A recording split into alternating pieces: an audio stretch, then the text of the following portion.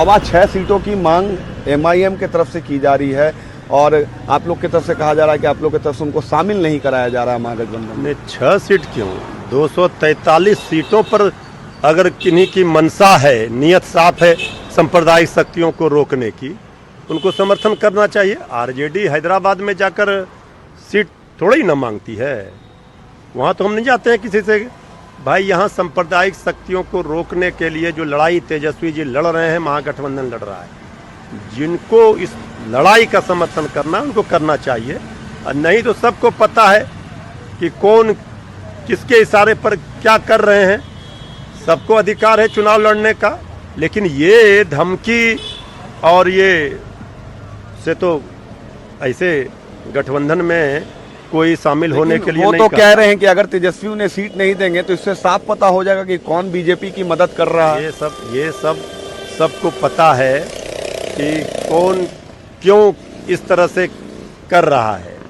ये जो पब्लिक है सबको जानती है, पहचानती है। हमारे अल्पसंख्यक भाई जानते हैं धर्मनिरपेक्ष शक्तियों को कमजोर करने का ठेका किसने ले रखा है, ये सबको पता है।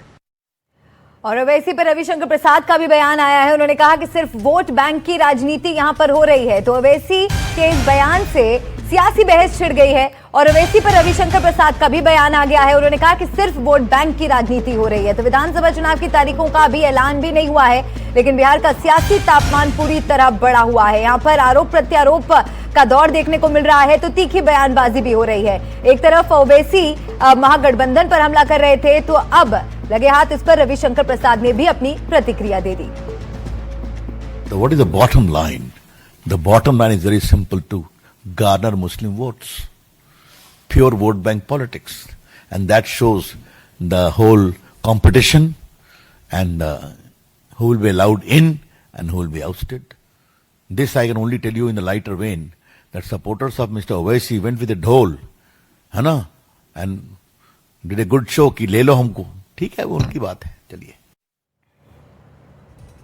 और मनोरंजन भारती लगातार हमारे साथ बने हुए हैं। मनोरंजन जी, ये जो बयान अभी हमने हमारे दर्शकों को सुनाए ओवैसी की एक स्टेटमेंट से, जिससे उन्होंने एक तरह से महागठबंधन पर हमला ही बोला, उसे लेकर सियासी बहस छिड़ गई है।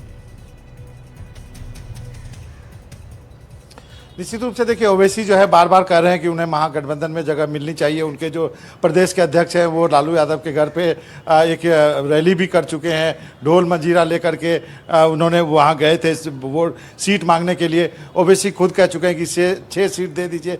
आप कुछ भी बहस कर लीजिए, लेकिन ये तो सच्चाई है कि 2020 में ओवैसी को यहाँ पर 5 सीटें मिली थी। बाद में वो 5 विधायक जो है वो आरजेडी में चले गए थे, लेकिन सीमांचल में उनका वोट बैंक है, इसलिए वो 4 दिन की यात्रा पे आए हैं। अब ये महागठबंधन के ऊपर है, राहुल गांधी के ऊपर है, तेजस्वी के ऊपर है कि वो क्या निर्णय लेते हैं। लेकिन आप इस बात से इनकार नहीं कर सकते हैं, जो आरजेडी है उनको लगता है कि एक बार ओवैसी को सीमांचल में पांव पसारने की जगह दे दी, अपने महागठबंधन में ले लिया, तो क्या पता बीजेपी जो है इसको कम्युनल रूप दे दे, हिंदू मुस्लिम का रूप दे दे, या फिर ओवैसी आगे आकर के दरभंगा, मधुबनी या बाकी उत्तर बिहार में जो जहाँ भी मुस्लिम वो ज़्यादा संख्या में है वहाँ सीट मांगने लगे।